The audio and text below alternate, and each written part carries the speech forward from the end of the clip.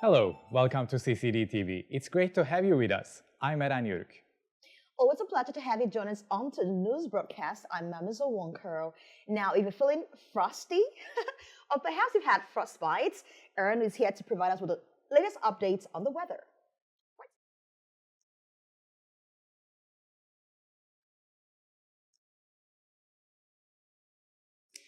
Well, Mamuzu, last Sunday, a significant winter storm hit southern Ontario. The storm brought 56 centimeters of snow to Toronto, making it the snowiest day in the city's recorded history.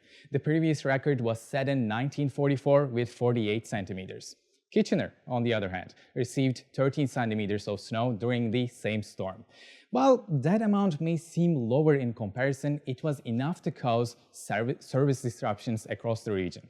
All schools were closed, including Conestoga College, to ensure everyone's safety. Last night, I looked into our college records to see how often campuses have been closed due to bad weather. In the past 13 years, the college has never been closed for a full day in January. And in previous winter seasons, there have never been more than 2 closures in total. We are still in January, and we've already experienced 2 closures this winter. So yes, this is one of those campus facts that worth mentioning to your friends. That's enough of a history lesson for today. Let's take a look at next week's forecast.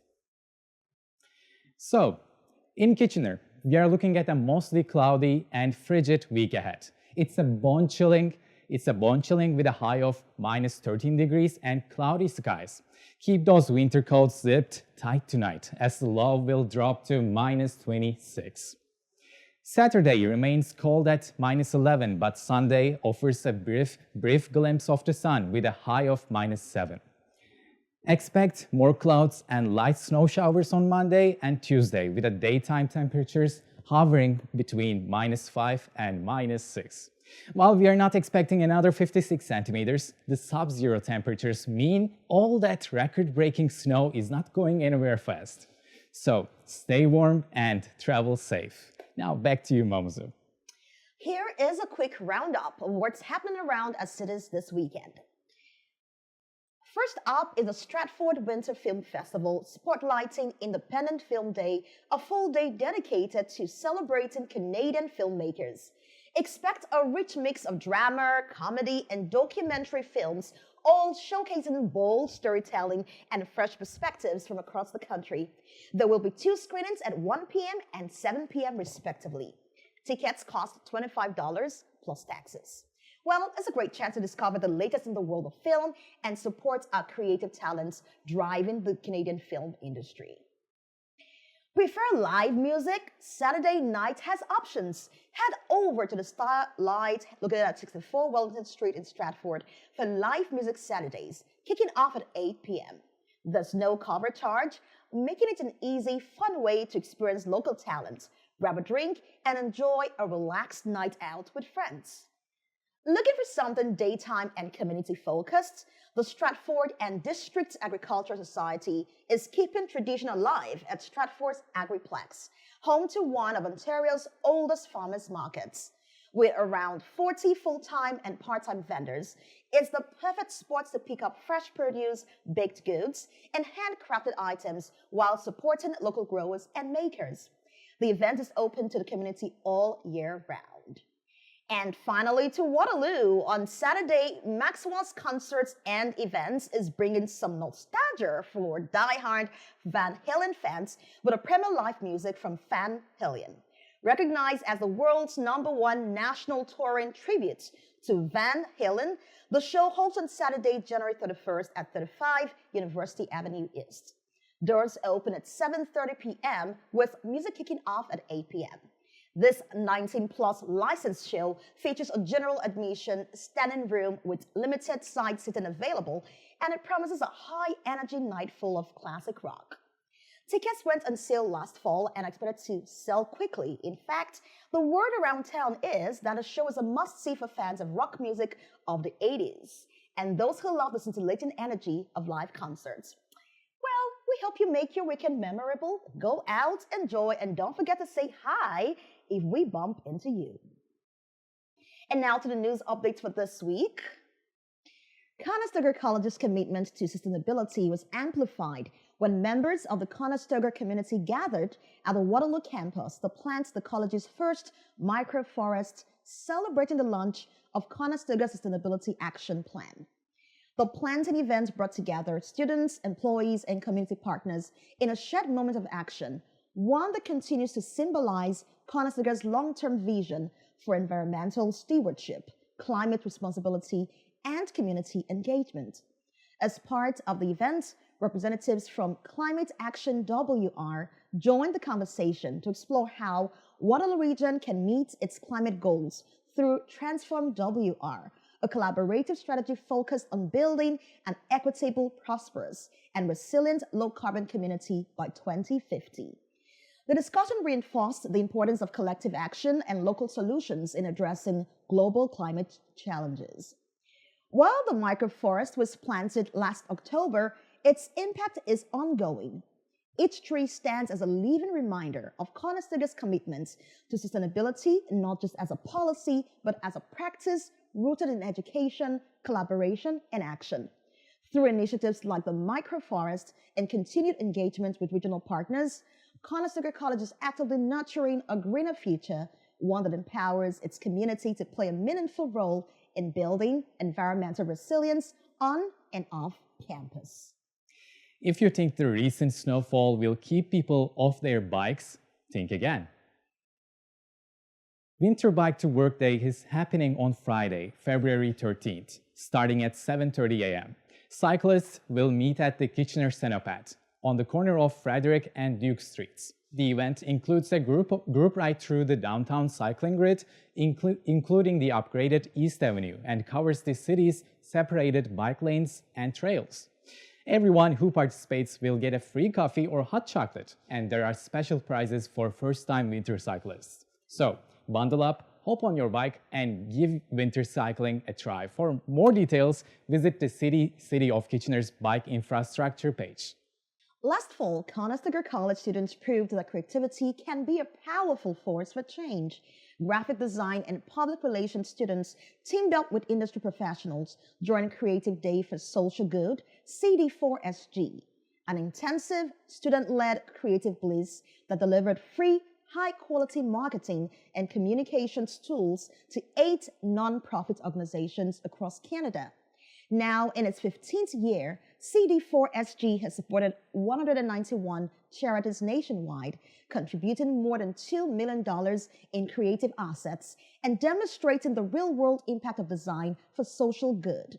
The 2-day event, hosted by Capacity Canada in partnership with Conestoga College, Google, and members of the local creative community, brought students into a fast-paced professional environment.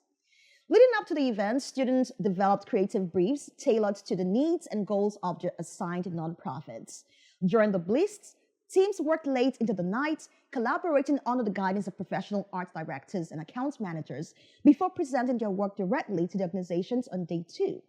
The results included logos, social media strategies, and fundraising campaigns designed to help charities amplify their reach and impact. For me, it was exciting, a little overwhelming, but incredibly valuable, said Peyton Brideau, graphic design student. Getting to work with real clients made the experience even more meaningful, Peyton added. Matt Miller of Capacity Canada praised the students' professionalism and creativity, noting that the work consistently met and often exceeded industry standards. The event gives students invaluable experience while helping charities make meaningful connections in their communities, said Matt Miller, Capacity Canada. Now, this year's participating nonprofits range from community organizations in Ontario to charities based in Newfoundland and Labrador and British Columbia, reflecting the national reach of the initiative. Several students were recognized for their outstanding contributions, underscoring Conestoga's commitment to excellence, experiential learning, and socially responsible creativity. Several students were recognized for their outstanding contributions, underscoring Conestoga's commitment to excellence, experiential learning, and socially responsible creativity. The Waterloo Regional Police are asking the community to think positively, write positively, and post positively in support of Pink Shirt Day on February 25th. This year's theme, Sprinkles Kindness, reminds us that even small acts of kindnesses can help create welcoming spaces in our schools, workplaces, and communities. The Post Positive campaign encourages everyone, students, individuals, and organizations, to share kind thoughts. You can write them down, create a piece of art, send a thoughtful email, or even post a kind video. Pink Shirt Day is a reminder that kindness is something we can choose every day, said Chief Mark Crowell. Supporting one another strengthens the communities we live, learn, and work in. Share a moment of positivity this Pink Shirt Day and help create a community where everyone feels valued. Classes and community groups can request free pink post-it notes or download a printable version online. Write a kind message, display it proudly, and don't forget to snap a photo. Share it on social media and use hashtag #postpositive to spread the message of kindness. For more details, you can visit Waterloo Regional Police website. Conestoga College is strengthening its leadership in advanced manufacturing education through a transformative partnership with Toyota Motor Manufacturing Canada, TMMC, one that continues to shape how students are prepared for the future of work. Launched last year at Conestoga's Cambridge Fountain Street campus, the Toyota Smart Factory Learning Hub is supported by a $2 million commitment from TMMC over 2 years and is already redefining hands-on Industry 4.0 education. The state-of-the-art facility gives students direct access to smart factory technologies used in today's advanced manufacturing environments. Equipped with automation, data-driven systems, and real-world manufacturing applications, the Smart Factory Learning Hub is embedded across multiple engineering and technology programs, ensuring students graduate with the technical skills, adaptability, and problem-solving mindset needed to thrive in modern manufacturing careers. This partnership marks a pivotal moment in delivering future-focused education, said former Conestoga President John Tibbetts. The Toyota Smart Factory Learning Hub enhances technical learning while fostering the innovation required in a rapidly evolving industry, according to Tibbetts. Now, for TMMC, the collaboration reflects the power of industry and education working together. By giving students access to real-world technology, we're helping develop the next generation of skilled professionals who will lead the future of manufacturing, said Tim Hollander, president of TMMC. As Industry 4.0 continues to transform how products are designed and built, Conestoga's Smart Factory Learning Hub stands as a lasting investment in workforce readiness, innovation, and applied learning, preparing students not just for today's jobs, but for the future of manufacturing in Canada, strengthening Canada's advanced manufacturing ecosystem. Sometimes the most meaningful journeys begin with a simple need to belong. In this edition of Student Stories, we spotlight a quilt maker whose creative path was shaped by a deep desire for connection. At a pivotal moment in her life, Gail Berry Graham knew she needed to be surrounded by other women as a mechanism to recover from the loss of her best friend. She turned to quilting. What began as a personal search soon became a lasting passion. Nearly 2 decades later, quilting has grown into both a creative outlet and a profession for her. Through her work, she has traveled, taught quilting and quilting-related software, and built meaningful connections with women and communities across the industry. In this feature, she reflects on how quilting became a doorway to friendship, purpose, and healing.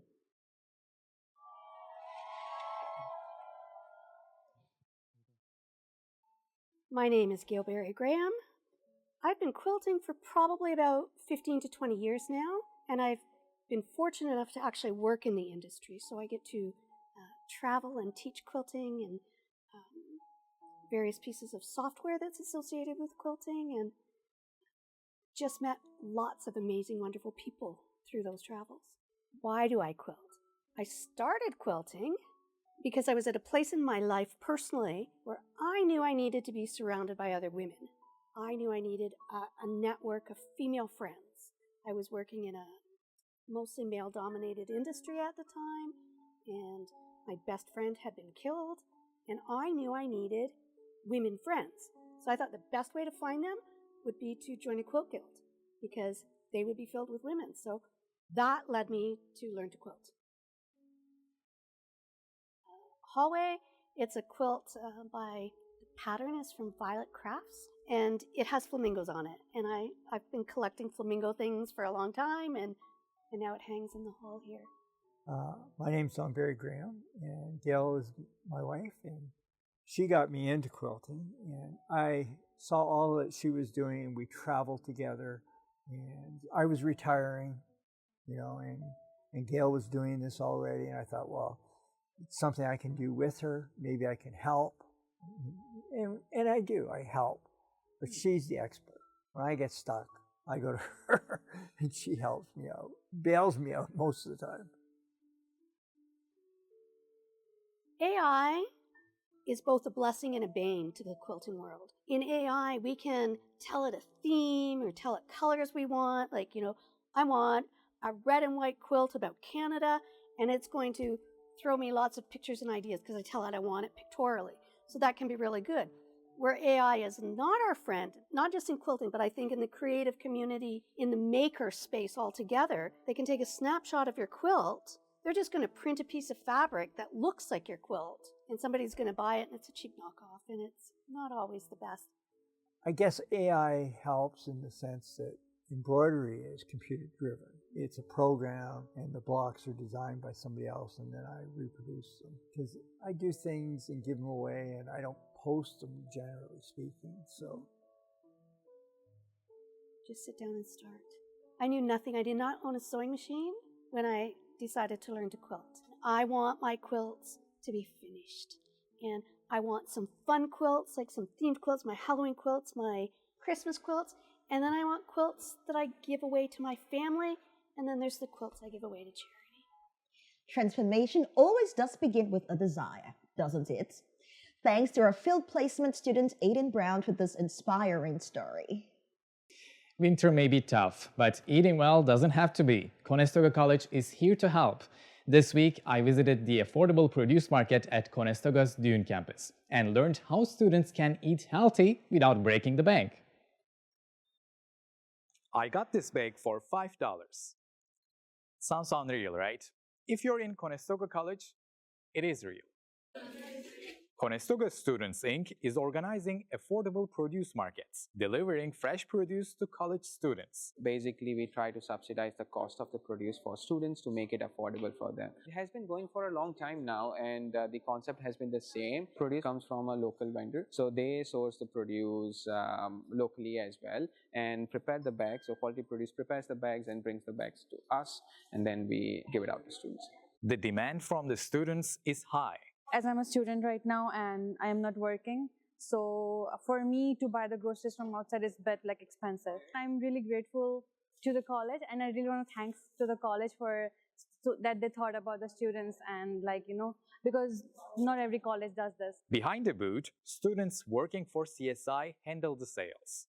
It's a lot of fun with CSI, getting to interact with students, especially being a student myself. And I feel like it's easier to relate to what their concerns are and the things that they need help with when you're also a student as well. One bag is $5 for students and $13 for non-students. I also picked up a bag. Here's what's inside. 1 Honeycrisp apple, 1 banana, 1 Spanish onion, a half pint of blueberries, 2 Bartlett pears, 3 kiwis, and 4 big mandarins, all for $5. To put it in perspective, in a grocery store, this purchase will cost around $12.33. We are almost sold out at the end of the day with our markets, and never have like wastage or produce to be sold out on the other day. On the website, it's under the wellness tab. If they go from wellness to student nutritional access program, they will have all different types of programmings that we have for reducing food insecurity on campus. The dates of the markets are also posted over there with the timings and campus locations, so it's a great way to follow on the website. Now you have a bag of produce and one less excuse to stay healthy. That's good. Thanks to CSI for their support, and a big thank you to our farmers and Quality Produce for making these affordable produce markets possible. If you would like to share your story with CCDTV, you can reach us through Instagram DMs. Now, let's get to it. Finally, let's take a look at today's movie pick. I picked an animated movie today, something you can enjoy with friends and family, Puss in Boots. The movie follows Puss in Boots as he sets out on an adventure to clear his name and find magic beans. Along the way, he reunites with old friends and faces new enemies. It's a fun story filled with action, humor, and a positive message about friendship.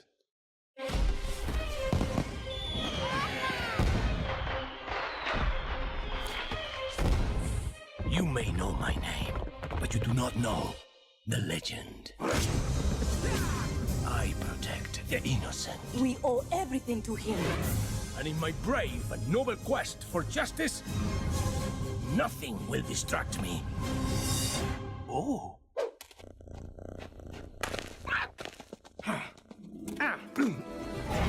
Murderous outlaws have discovered an ancient power.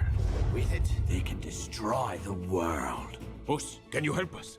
There's no time to waste.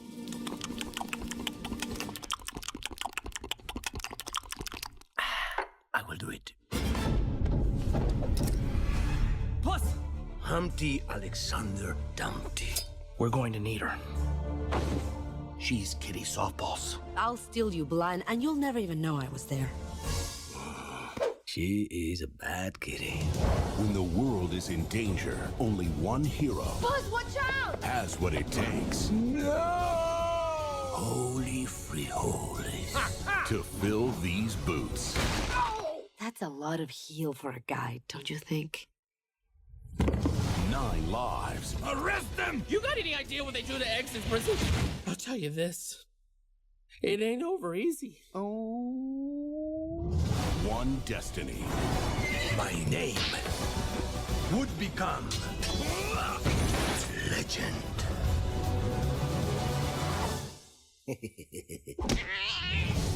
DreamWorks Puss in Boots. Hope you enjoyed the movie. And with that, we are coming to the end of today's broadcast. As always, thanks for joining us. Stay warm, and we will see you next week. And for me, I would say that's a good movie choice there. I love to see it with my family. And don't let the chills get you bored. Go out and have some great fun. Until next time, I'm your host, Mamuzo. Have a great weekend. Bye-bye.